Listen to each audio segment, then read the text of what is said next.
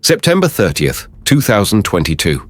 Ukrainian soldiers are advancing toward Russian positions. Suddenly, their screens go black. Drones surveillance Russian forces. Dark. Long-range artillery trying to hit targets. Blind. One man's decision just changed the outcome of a war. His name? Elon Musk. To understand how devastating this moment was, you need to know what Starlink meant to Ukraine. When Russia invaded, Ukrainian forces were facing communication annihilation. Russian cyber attacks had crippled their networks. Then Musk stepped in like a digital savior. Starlink service is now active in Ukraine, he tweeted, just 10 hours after Ukraine's deputy prime minister begged for help. Suddenly, Ukrainian troops had connectivity that couldn't be jammed. Drones could transmit video. Artillery could coordinate strikes. It wasn't just internet access.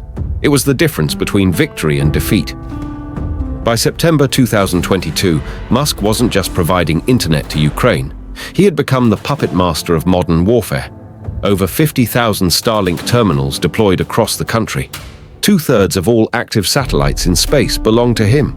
Ukrainian President Zelensky publicly thanked Musk multiple times. Poland spent $89 million buying terminals for Ukraine. The entire Ukrainian military depended on one man's goodwill. But here's what nobody understood. Musk had the power to end it all with a single command. And on September 30th, that's exactly what he did. Michael Nichols, senior engineer at SpaceX, September 30th morning, a call from Elon Musk that would change everything. "We have to do this," Nichols told his colleagues after receiving the order. The command was simple but devastating. Cut Starlink coverage in Kherson and other Ukrainian-controlled areas. Engineers watched as at least 100 terminals went dark on their internal maps, hexagon-shaped cells disappearing one by one. They weren't just cutting internet access, they were sabotaging an active military operation. The effect was immediate and catastrophic. Ukrainian troops advancing on the strategic town of Berislav suddenly lost all communication. Drone operators watching Russian positions. Their screens went black. Artillery units trying to coordinate fire. They were shooting blind. Taras Timochko, Ukrainian military signals specialist, was there. If you were using Starlink to provide surveillance of the front line, you pretty much would be blind. Marina Cherkin, drone expert. When we started to proceed, there was not a connection. The outage lasted several days. The mission was critical. Surround Russian forces in Berislav. Cut off their escape routes. Capture strategic territory that Russia had held for months. But without Starlink, Ukrainian forces couldn't coordinate the complex maneuver. According to a Ukrainian military official, the encirclement stalled entirely. It failed. Think about that. Ukrainian soldiers died because Elon Musk decided their internet connection was inconvenient for him. How many Russian soldiers escaped because of his decision? How many Ukrainian families lost sons and daughters? So why did Musk do it? According to sources familiar with the order, he was terrified that Ukrainian advances could provoke nuclear retaliation from Russia. Putin had just ordered Russia's first military mobilization since World War II. He threatened to use nuclear weapons if Russia's territorial integrity was at risk.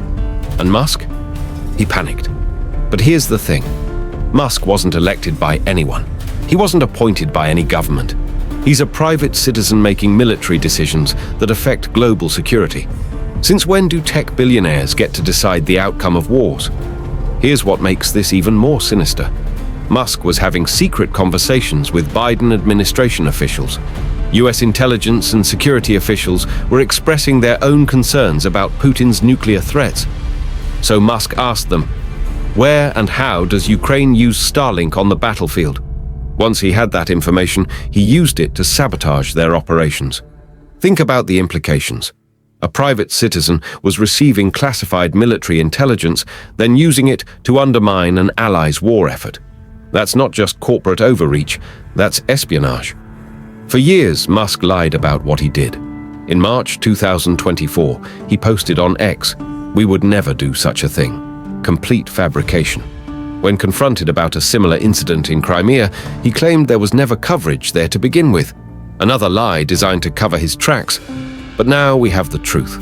Musk actively shut down Starlink during active combat operations. He didn't just refuse to help Ukraine, he sabotaged them while they were under fire. This Ukraine incident isn't isolated, it's a warning. Musk now controls communications for militaries worldwide. Britain uses Starlink for troops. Spain's navy relies on it. The US has $22 billion in contracts with SpaceX. During his recent feud with Trump, Musk threatened to decommission the spacecraft America uses to transport astronauts. NASA attorneys panicked, wondering if this was contract termination. One man shouldn't have this much power over global security, but somehow we've created a system where a single billionaire's mood swings can determine the fate of nations. Here's the bombshell that should terrify everyone. Musk himself admitted his godlike power over Ukraine.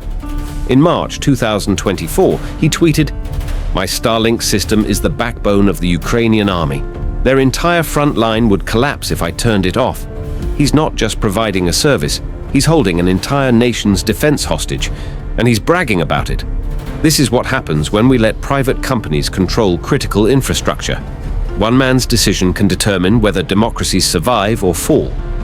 The Ukraine shutdown wasn't just about one battle or one war.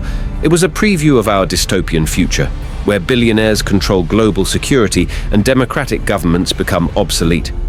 Musk proved that private companies can override national security decisions. He showed that corporate interests can trump military strategy. He demonstrated that in the age of satellite internet, whoever controls the sky controls the world. The question isn't whether this will happen again. It's whether we'll do anything to stop it. What do you think? Should private companies have this much power over global conflicts? Should there be regulations on satellite internet during wartime? Let me know in the comments and subscribe for more stories about the hidden powers reshaping our world.